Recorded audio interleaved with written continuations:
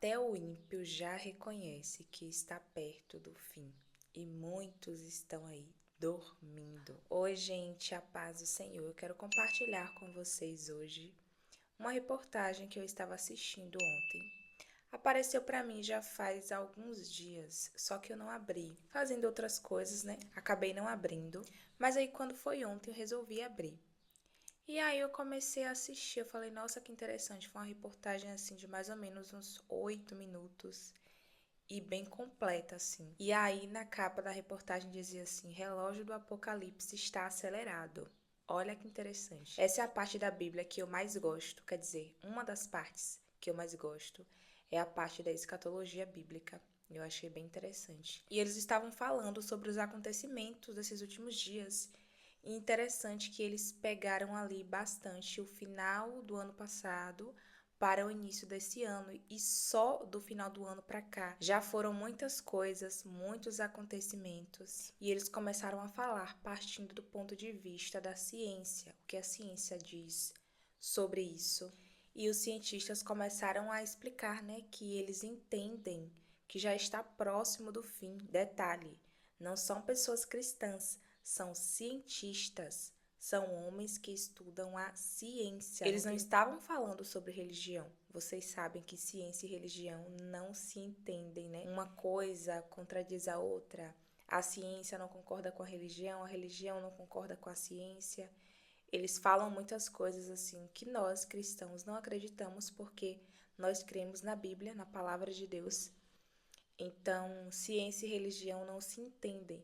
Só que eles começaram a falar coisas que são tão plausíveis e que de fato estão acontecendo, que nós vemos e que a própria Bíblia já estava falando, já está falando há muito tempo, né? A Bíblia foi escrita há muitos anos atrás e estão se cumprindo as coisas que estão escritas na palavra nos tempos atuais. E aí eles começaram a falar, trazer alguns argumentos que eles têm convicção de que o tempo está perto, o tempo de acabar o mundo. Só que na visão deles, né, eles não creem do mesmo modo que nós cremos, que haverá arrebatamento, alguns creem no arrebatamento, outros não, que haverá uma grande tribulação, um período de grande tribulação.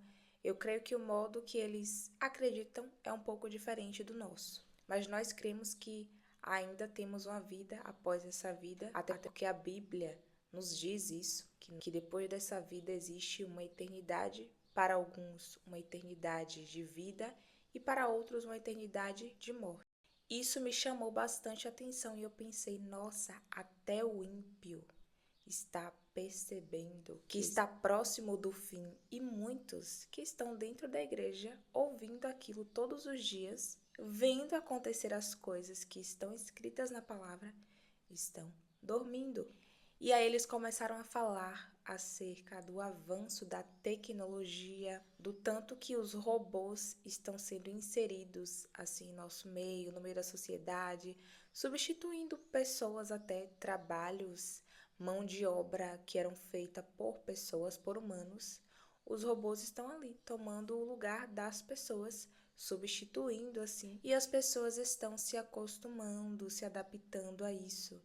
E aí ele fala assim, já pensou se alguém decide então usar essa tecnologia para o mal? Se as pessoas, alguém, né, que tem algum plano arquitetado, que eu creio que já tenha, essa pessoa já existe, ou se não várias, né? Ele começa a falar, se essa pessoa resolver usar essa tecnologia para o mal, se alguém utilizar isso aqui para o mal, para nos atacar.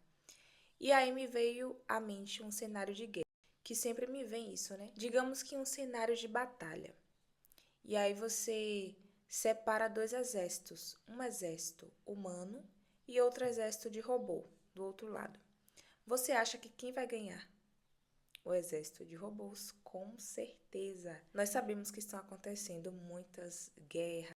Então, em algum momento, alguém que está com a mente voltada para o mal vai usar a tecnologia contra nós. Se é que isso já não está esquematizado ali, né?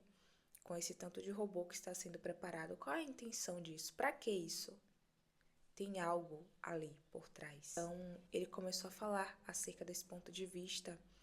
E ele falou também sobre o avanço da inteligência artificial, que também tem prejudicado muitas pessoas. Embora facilitam algumas coisas, mas é algo assim que é medonho, né? Porque a gente sabe que as coisas acontecem de um modo muito rápido, a inteligência artificial substitui pessoas. E ele começou a falar, né? E se alguém utilizar isso para nos atacar, o que é que nós faremos? Então ficamos vulneráveis e isso já está assim muito avançado e a tendência é avançar a cada dia mais. Você está preparado? Então, para os cientistas, na visão deles, a Terra tem data para acabar. É claro que eu creio que sim, tem um tempo para acabar. Nós cremos porque está na palavra que vai chegar o tempo do fim, disso tudo aqui se acabar. Só que nós não sabemos qual será o dia e nem qual será a hora. Então, essa parte aqui que eles colocam ali um tempo específico, eu quero ressaltar que eu não concordo em você estabelecer um tempo, porque nós não sabemos de fato quando será.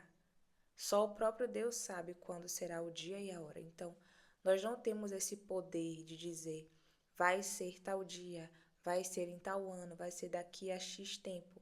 Nós não temos esse poder. Mas aí eu vi que eles se baseiam em um relógio. E esse relógio eles explicaram também que não quer dizer que o relógio é exato, é preciso.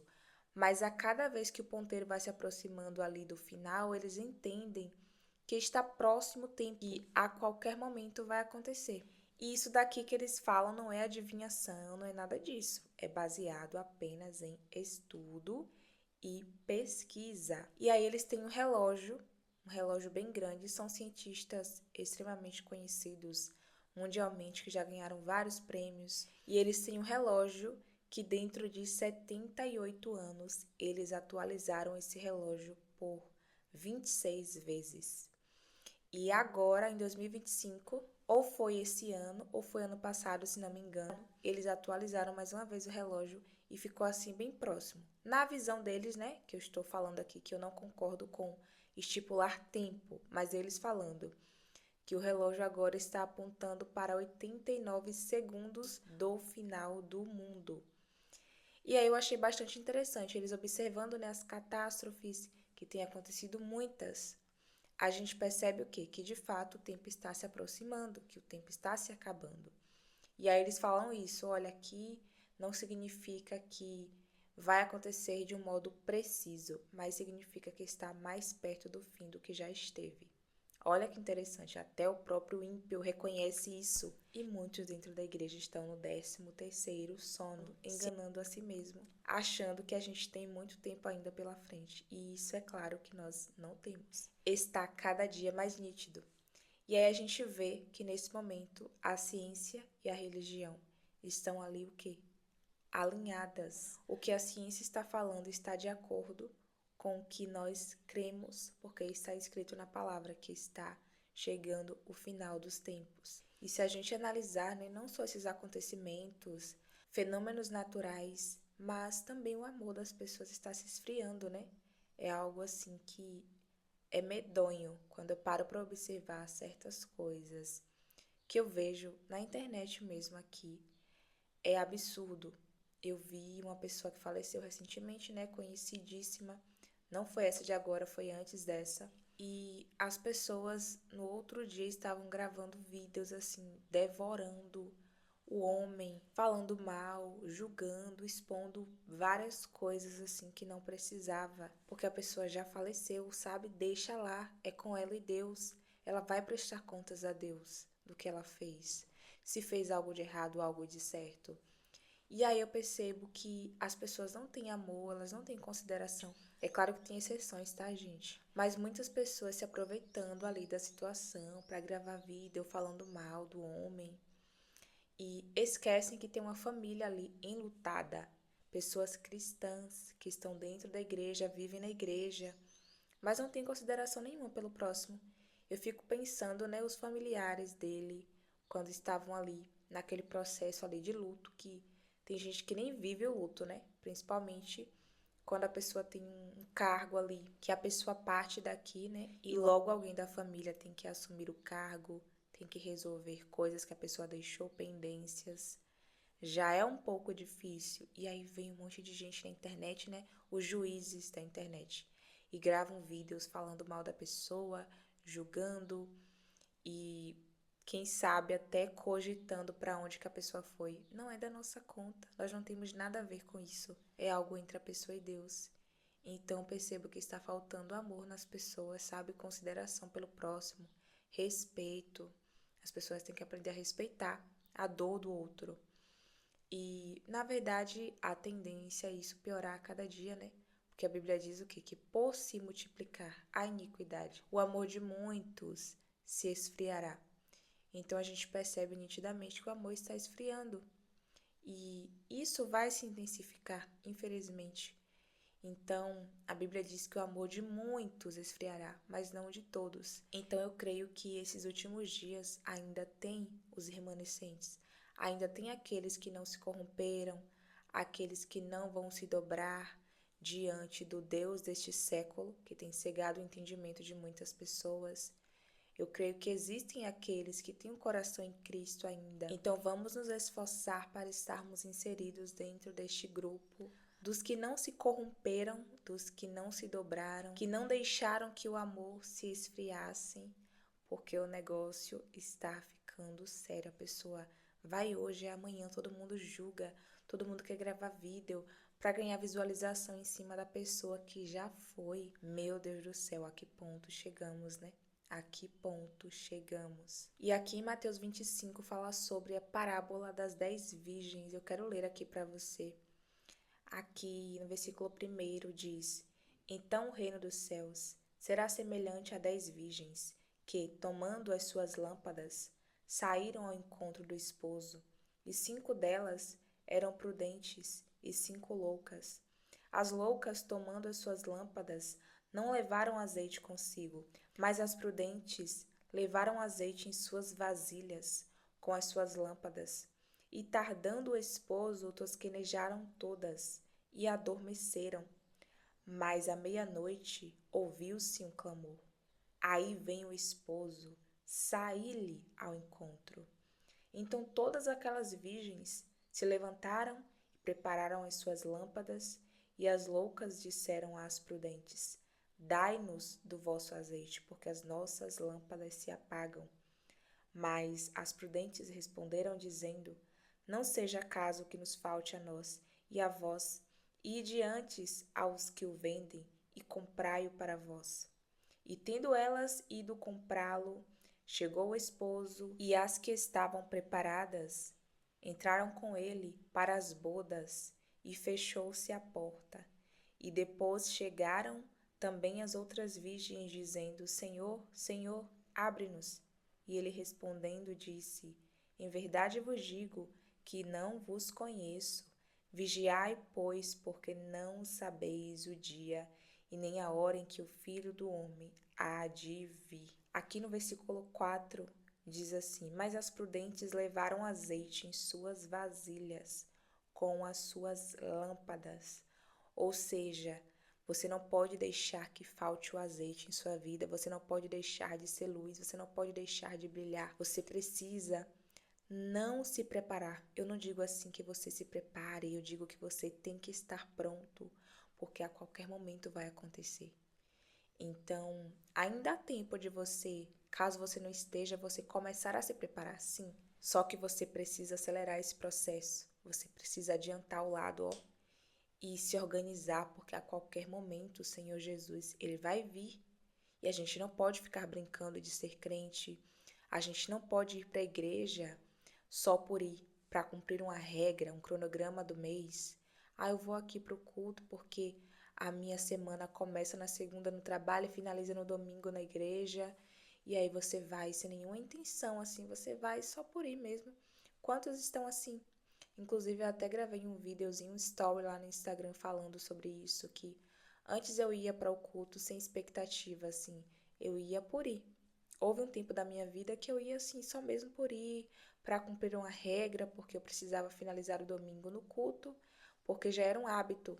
Até que um dia o próprio Deus começou a me confrontar com essas perguntas.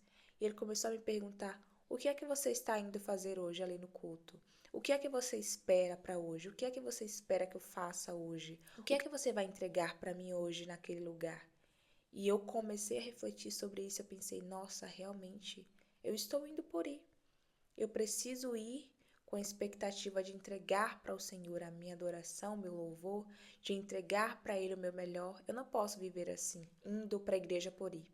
E muitas pessoas vão por ir mesmo, como se fosse um shopping, para rever amigos. Para algumas pessoas, a igreja é um ponto de encontro. E nós não temos que ir nessa intenção. A gente tem que ir mesmo com a intenção de dar o nosso melhor ao Senhor, entregar a nossa melhor adoração e entender que ela está subindo como um cheiro suave às narinas do Senhor. Então, eu comecei a mudar a minha visão em relação a isso. A gente não pode viver assim. Acordar um certo dia e dizer: hoje eu não estou com vontade de orar, eu não estou com vontade de ler a Bíblia e eu não vou fazer nada disso mesmo porque eu não estou com vontade, não. A gente não pode se conformar com isso. Nós não podemos aceitar viver assim, com as lamparinas apagadas. Nós não podemos aceitar viver no morno e nem no frio.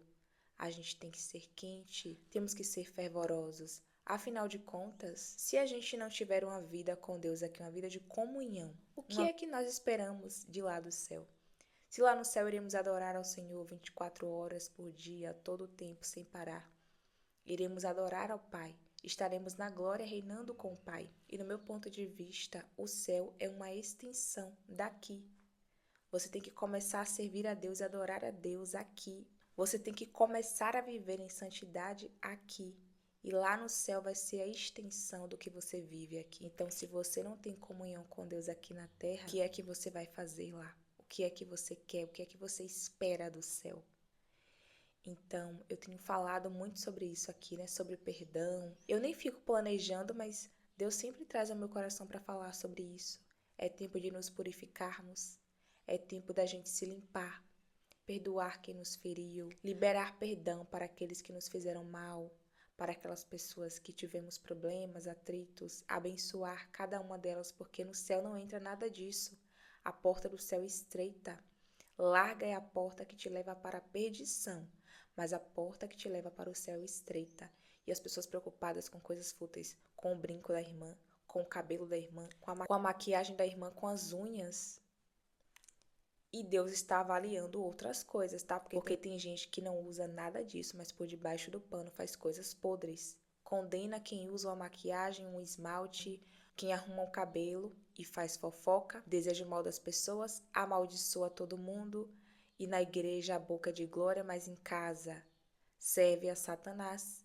Eu te falo porque eu já vi casos assim e vejo.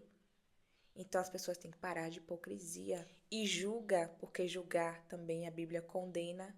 Então a gente tem que aprender a olhar para nós mesmos. Uma vez eu ouvi uma pregação de uma irmã lá em Santa Catarina que não saiu da minha cabeça. Pense uma palavra de confronto. O que aquela irmã falou naquele dia foi muito interessante. Ela disse assim: cuidado para você não ficar olhando demais para a pessoa que está do seu lado aqui, ó, e você esquecer de olhar para você mesmo.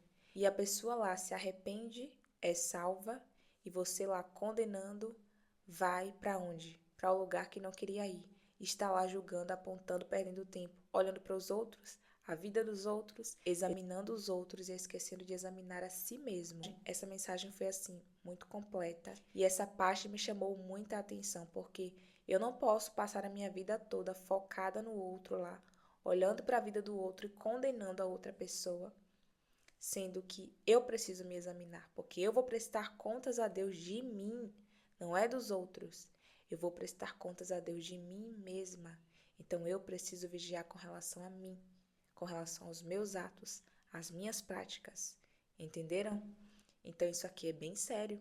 É tempo da gente se examinar, olhar para nós mesmos e ver aonde é que nós estamos errando e consertar, porque é chegado o tempo para que quando o esposo chegue nós não estejamos dormindo. Precisamos estar em alerta o tempo todo, porque a qualquer momento o Filho do Homem vai vir. E aí, quem estiver pronto vai, quem não estiver pronto não vai. E é isso. Não tem mais o que ser feito. E aí? Do que adiantou guardar mágoa no coração, ódio, ressentimento, orgulho, tantas coisas que não agradam a Deus, né? É tempo de você se perguntar assim: será que Deus se alegra comigo, com a minha pessoa, com as minhas ações? Será que Ele fica feliz em ver os meus atos? Será que ele ficaria feliz em ter alguém como eu perto dele? Se pergunte isso em algum momento e comece a observar se ele se alegraria em ter você por perto. Porque não dá para nós vivermos em guerra e pensar que um Deus santo, como o Deus que a gente serve, vai se alegrar em ter uma pessoa assim, tão atribulada perto dele, né? Deus é pacífico, Deus é paz, Deus é santidade, e sem a santidade ninguém verá o Senhor. E quando chegar o tempo, não vai ter esse negócio de socorro, me leva, me ajuda. Tu não vai poder grudar nos pés de ninguém para subir. Não, não, não. Ou você está andando ali em retidão para ser salvo, ou então já foi. Você precisa estar cheio do Espírito Santo. Não fique apagado, não fique morno, não fique frio. Se posicione, fique do lado da luz para que você possa também alcançar a sua salvação. Então é isso, era isso que eu queria compartilhar com vocês. Reflita sobre este assunto. O tempo está chegando e o próprio ímpio já reconhece isso. Pessoas que nem sequer acreditam na Bíblia e entendem que o tempo está chegando, que o tempo está esgotando aqui na Terra. Então, vamos nos alertar, vamos ficar atentos e vamos estar preparados. Vamos viver preparados. Que Deus abençoe a cada um de vocês. Até o próximo vídeo. A paz do Senhor importa que ele cresça e que eu diminua. Tchau, tchau.